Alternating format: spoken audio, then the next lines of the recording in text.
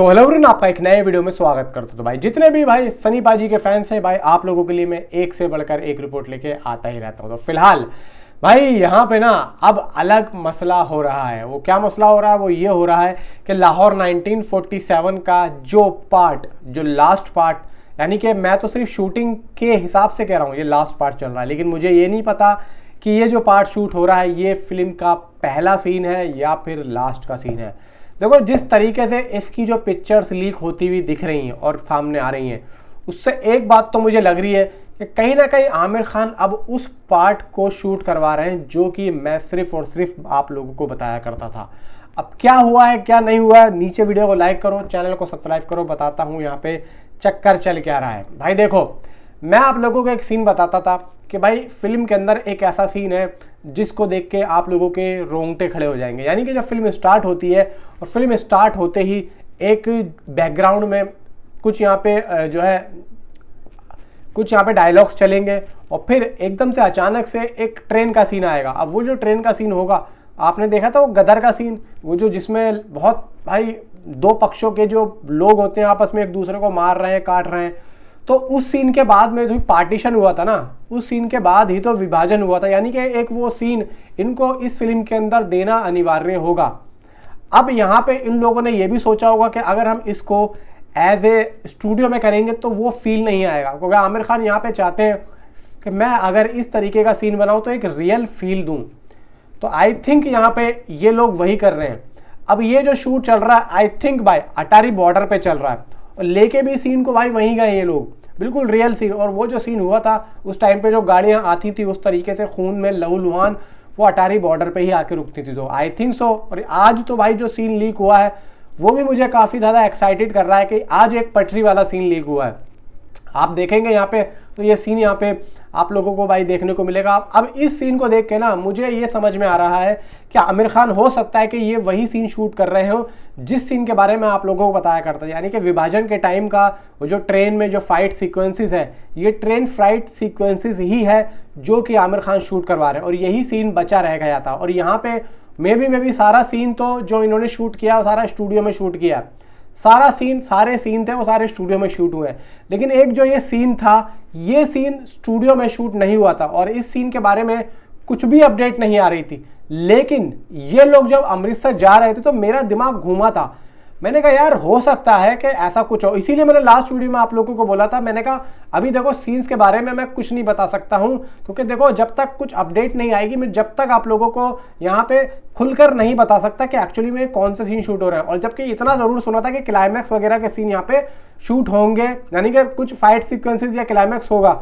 अब मे भी यहाँ पे देखो एक चीज मुझे लग रही है, या तो ये क्लाइमैक्स में इस सीन को डालेंगे या फिर ये पहले सीन में ही डालेंगे। क्योंकि देखो स्टार्टिंग में या लास्ट में एक ऐसा सीन तो आएगा जिसको देख के रोंगटे खड़े हो जाएंगे।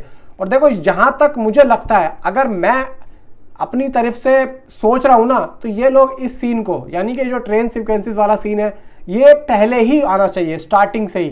जैसे कि आपने केसरी पार्ट 2 देखी, उसमें क्या देखा, उसमें जो वो जलियांवाला बाग था वो स्टार्टिंग में दिखाया। वजह यह थी कि पूरा प्रॉपर स्टोरी समझ में आ सके पब्लिक के और पब्लिक कनेक्ट हो सके कि एक्चुअली में जो चल रहा है वो क्यों चल रहा है। तो यही चीज मैं आप लोगों को बता रहा हूं कि हो सकता है कि आमिर खान ने बिल्कुल रियल लोकेशंस पे इस सीन को शूट करने का सोचा हो, क्योंकि Aamir Khan as a professional producer भी हैं भाई, एक्टर भी हैं और सारी चीजें समझते भी हैं।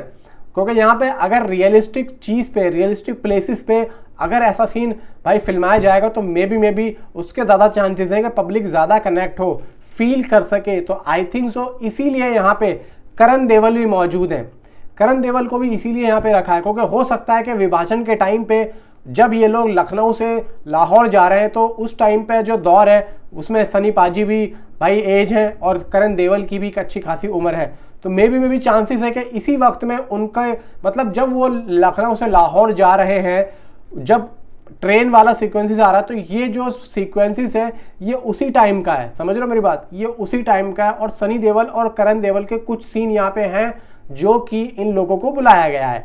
बाकी भाई यहाँ पे प्रीति जिंटा के भी सीन है या नहीं है, आई थिंक सो यहाँ पे इतना नहीं कह सकते। मे बी अभी तक तो किसी के भी फेसेस यहाँ पे नहीं दिखाए। हो सकता है कि प्रीति जिंटा भी यहाँ पर हो सकता है कि हो, उनको बुला लिया हो, लेकिन अभी मैं क्लियर नहीं हूँ कि ये हो सकता है। और जहाँ तक मुझे लग रहा है कि ये ट्रेन वाला सीक्वेंसेस ही शूट हो रहा है, क्योंकि जिस तरीके से यहाँ पे रिपोर्ट आई है।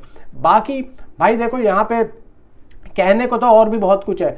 हालांकि अभी सनी पाजी का बर्थडे आ रहा है, सनी पाजी के बर्थडे वाले दिन हो सकता है कि मे बी इस मूवी से रिलेटेड एक आध पोस्टर भी आ जाए।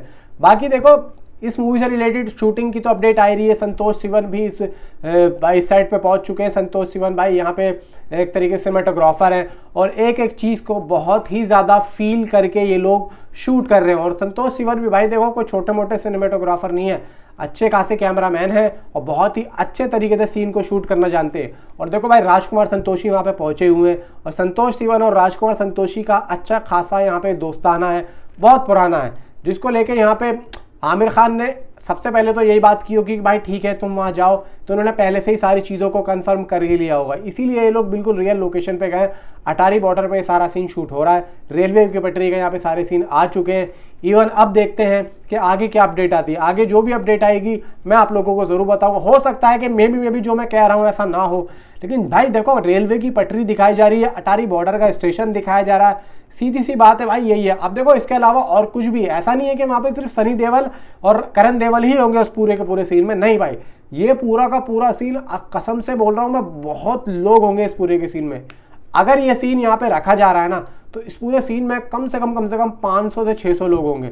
और इतने 500 से 600 लोगों को भाई देखो सोशल मीडिया का ज़माना चल रहा है, अभी तक कहीं से भी कोई अपडेट नहीं आई है, किसी ने भी एक पिक्चर नहीं दी है। तो यानी कि बहुत ही स्ट्रिक्टली यहाँ पे राजकुमार संतोषी और आमिर खान ने बोला है कि एक पिक्चर भी और कसम से लीक ना हो।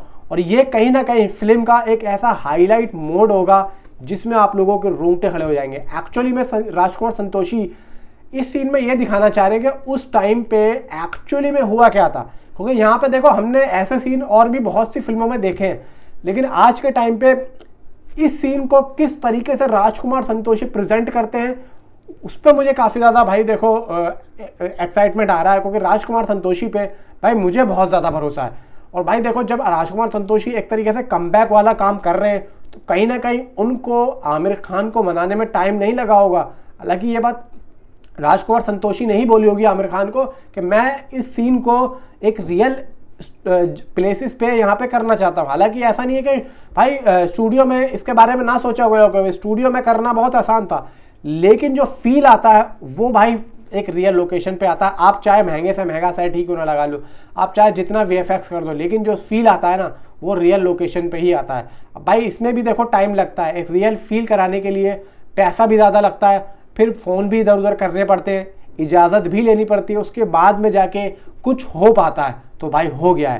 और भाई यहाँ पे नीचे कमेंट में आप अपने आप मुझे ज़रूर बताएं कि आपकी क्या राय है। Thanks for watching.